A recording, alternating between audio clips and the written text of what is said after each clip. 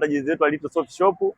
Ukichukua meza dukani kwetu unakutana na vitu kama hivi. Kuna miguu hapa ya kufungia meza. Hii ndio miguu yake ya meza yako ambayo inakuwa iko sita. Kuna mirefu na kuna mifupi. Kwa hiyo kwenye hii mirefu kuna ringi hizi hapa ndogo. Hizi ringi ndogo unatakiwa uchukue miguu yako hii mifupi. Hii miguu mifupi ndio itafunga kwenye ringi yako ndogo.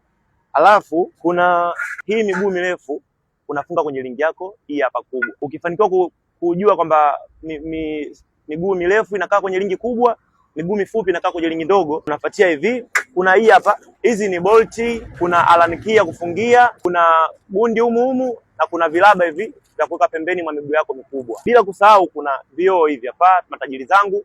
Hivi vioo vipo viwili. Kuna hichi kidogo ambacho kitaenda kwenye ringi ndogo, alafu kuna hiki hapa kikubwa. Hii kinaenda kwenye ringi kubwa na ile miguu yako mirefu. Haya, sasa hapa nataka kuwaonyesha namna ya kufunga ili mradi usipate tabu wala usikosee. Haya, unatakiwa uchukue miguu yako midogo, unachukua na ringi zako ndogo, zinakuwa pamoja, unaweka pembeni. Alafu unafuata miguu yako mirefu na ringi zake kubwa unaweka pembeni. Lengo langu ni kwamba ili mradi usichanganye, kwamba uweke vitu vya ringi ndogo kivyake na vya ringi kubwa kivyake.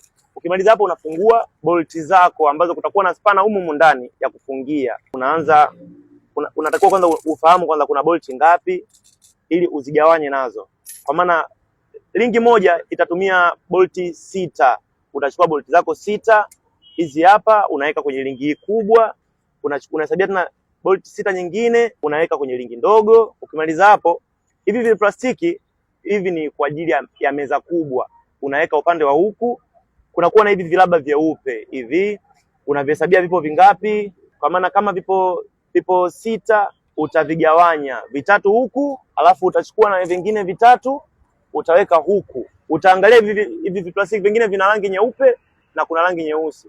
Hivi nitaonesha kazi yake baadaye. Unachukua tena vitatu unaweka kushoto kwenye ringi yako kubwa na vitatu kwenye ringi yako ndogo.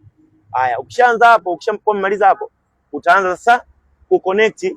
Namna ya kuconnect, unachukua, kuna upande kunakuwa na tundu kubwa na kuna upande kunakuwa na tundu dogo. Kwa hakikisha bolti yako inapita kwenye tundu kubwa ili mradi izame kwa ndani. Kwa hivi tunaanza kuingiza, unachukua spana yako unaingiza hapa, unachukua mguu wako unaanza kufunga. Unahakikisha kwenye matundu yote unakuwa umepitisha bolti, umefunga na hii mguu wake umeufunga. Kwa hapa nimeshafunga miguu yangu mitatu. Kwa ninachofanya cha kwanza nageuza hivi, alafu nachukua hivi plastiki viwili hivi, ninachomeka kimoja hapa, alafu kingine nakichomeka kwa hapa. Unapokuwa umemaliza hapa, unageuza, unaweka hivi, inafuatia ringi yako kubwa. Hapa nimeshafunga miguu yangu mitatu.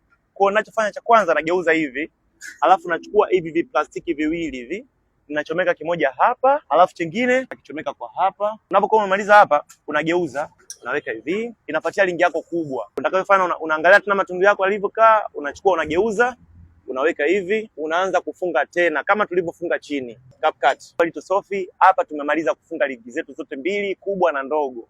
Kwa process ambayo imebakia saa hizi ni kwenye hivi vilaba. Hivi vilaba, kila laba moja hapa ina kazi yake. Kuna laba za rangi nyeupe, huku nyeupe na huku nyeupe, alafu na kuna laba geuza. Tunapomaliza kugeuza tunachukua hii laba, tunaibandua.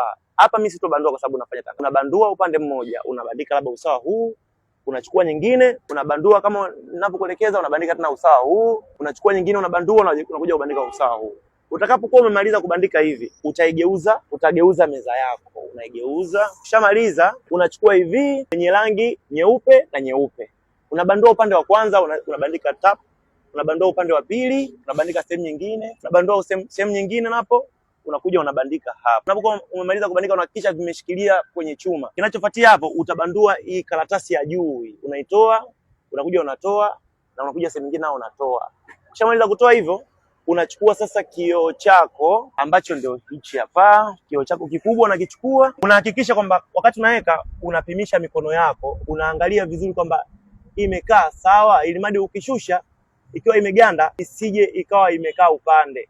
Kwa utaangalia vizuri huku umepimisha huku unakuja unaishusha. Ukishaishusha itakuonyesha kama hivi. Kama itakuwa imezidi upande mmoja kidogo unaweza ukaisukuma tu kidogo, ukaipush kidogo ikakaa sawa. Utakapokuwa umemaliza hapo meza yetu inakuwa imekamilika kuifunga. Ukifuata maelekezo yangu hauwezi kufeli. Utafanikiwa kufunga meza yako bila shida yoyote. Haya, unakuja na hapo kwenye meza ndogo hii. Meza ndogo nao unafuata process kama za kule. Meza ndogo haina sehemu kwamba hii ni ya kuweka vidole vyeusi, hii ni ya kuweka vidole vyeupe.